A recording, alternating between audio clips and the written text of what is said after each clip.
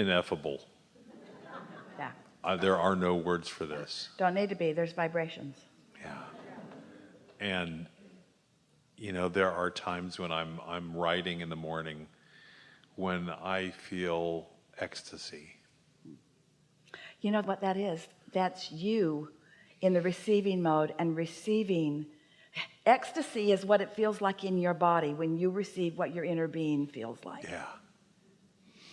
Yeah. And sometimes it feels like keen interest. And sometimes it feels like an impulse you just can't deny. Just gotta go, gotta do that now.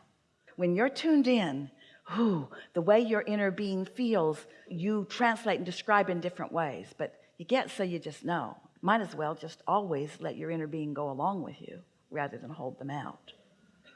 We're a lot of fun. We know where all the cracks in your resistance are, and we know in every moment, no matter where you are, what has the greatest likelihood of surprising and delighting you.